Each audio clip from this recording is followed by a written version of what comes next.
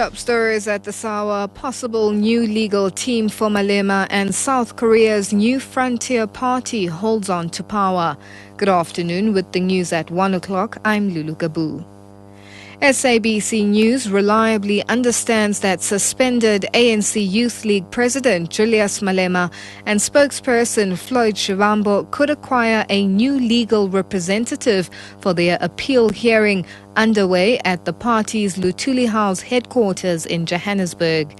It's understood this has been necessitated by a reported insistence by the ANC's National Disciplinary Committee of Appeals that the hearing proceed despite the absence of the duo's long-standing legal representatives.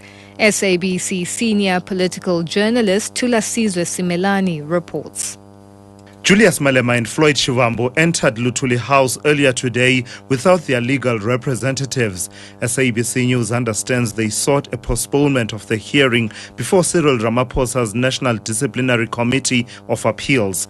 According to sources, a new legal representative whose name is known to the SABC is being acquired and may present the arguments for a postponement.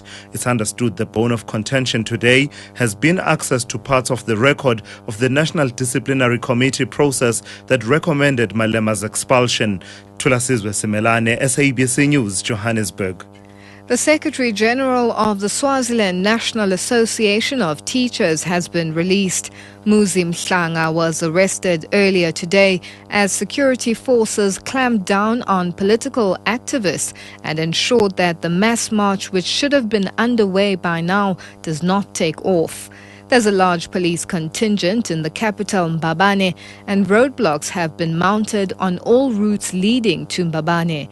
There are fears that more leaders could be rounded up. More than 100 juveniles have been arrested for public violence after they embarked on an illegal service delivery protest in Greytown in the KwaZulu-Natal Midlands. Police spokesperson Thulani Zwane says the juveniles blockaded roads with rocks during the march. When the members arrived at the scene, they noticed that the road has been blocked with branches of trees and tires as well as stones.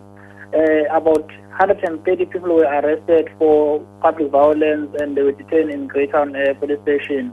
The police are still monitoring the situation, and the cause of this illegal march is unknown at this stage. We want to warn the motorists that they must please use other alternative roads, but they must not use the Newton and Greytown Road at this stage. Arts and Culture Minister Paul Mashatile says the standardization of geographic names is aimed at building an inclusive society and not dividing the country. Mashatile has been speaking at a two-day conference underway at Emperor's Palace in Kempton Park. SABC's Pearl Makubane reports. Arts and Culture Minister Paul Mashatile says the changes of geographic names in the country aims to heal the wounds of the past and build a united nation.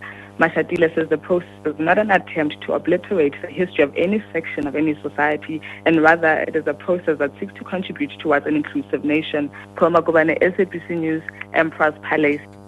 The carcass of a 14-meter southern right whale has washed ashore at Knysna in the Southern Cape. NSRI spokesperson Craig Laminon says it's not yet clear what killed the huge mammal.